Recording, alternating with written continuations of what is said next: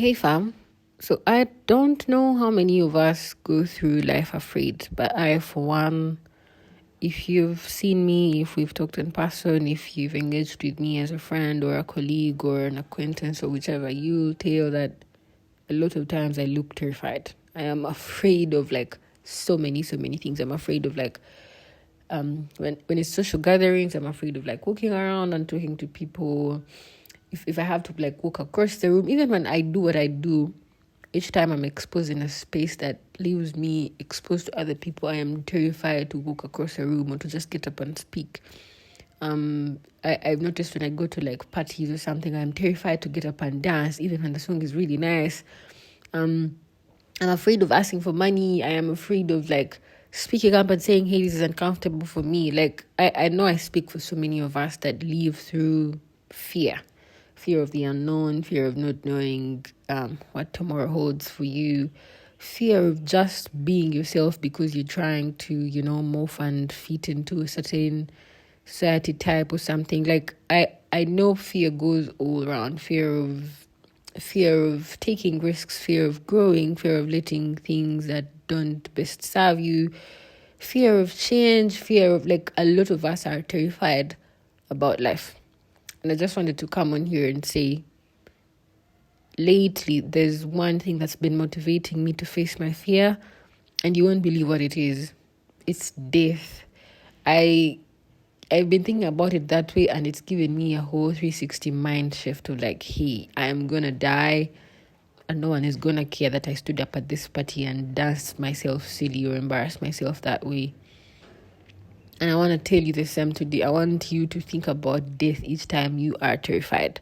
And usually the biggest effect death can have on you is if someone you knew passes on, if death of a loved one, or young people. I think for older people, yeah, you're like, oh, maybe they were old or something, health and old. But like when you see young people who are like alive and healthy and a slight mistake happens or an accident happens and their lives are gone, for me, that shakes me up enough.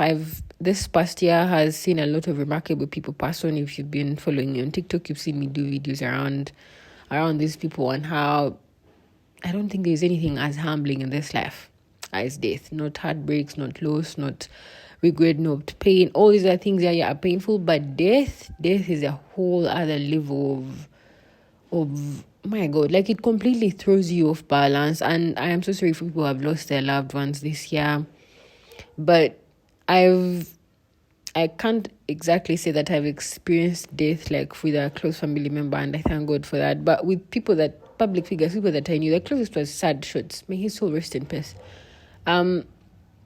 This gentleman, I'm sure if you know him, you've been following on social media. He made a tweet, I think, a day, 2 or 3 days before his sudden death.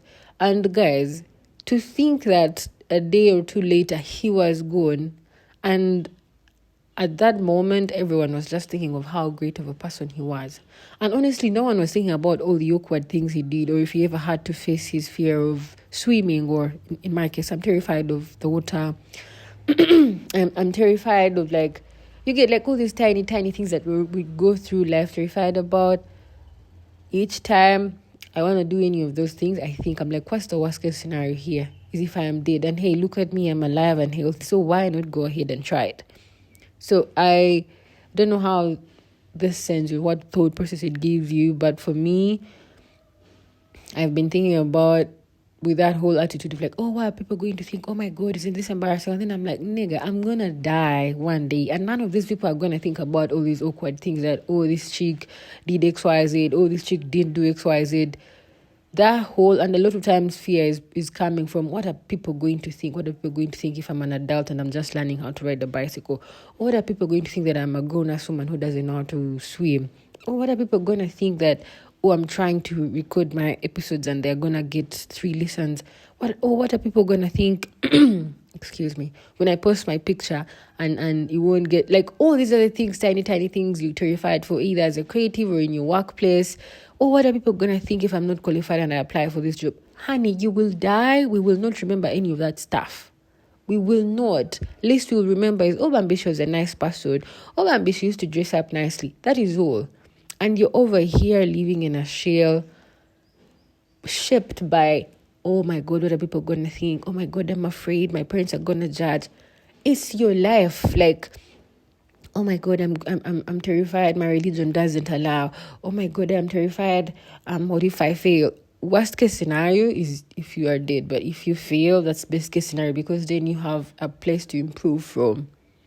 So as much as I'm saying this to you, for me, these are like my personal reminders that, hey, worst case scenario here is that you did.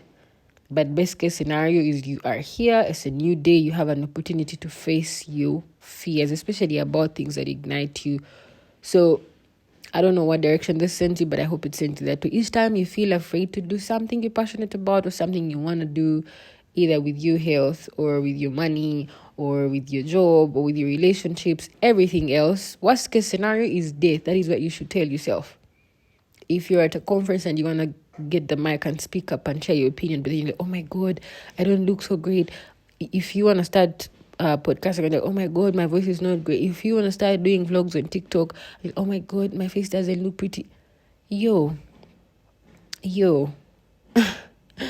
No one is thinking about you like that. So the earlier, sad for me, I think I just arrived at this mind shift maybe not so long ago, about 6 months now or less.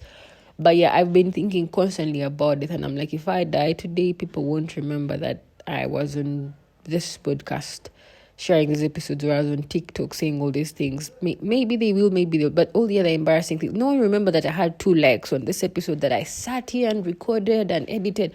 No one will remember any of that. In fact, when you're dead, everyone is feeling very empathetic and so much pity, and and they'll be like, oh, she tried. You get like, leave, man, like leave, because you could be dead and you won't have the luxury of like, oh, I get to choose whether to learn how to swim or to ride a bicycle, or I get to choose, because life is so delicate. I know I'm just preaching to the choir. We all know really that, hey, so how about you cause a scene, how about you're a storm? Yeah, how about the world notices that, hey, Joanne was here and she did things that terrified the life out of her, and she didn't die. Like, hey, I am recording this episode and I didn't die. Like, oh, I went swimming and guess what? I didn't die. Like, worst case scenario was I was terrified the water was cold, but I tried. I moved from like point A to point B and I didn't die. So each time you're afraid, please think about death, because you will die and that whole embarrassing act people won't remember. But at the same time, hey, what's the whole point of living if you're not going to do things that terrify you the most?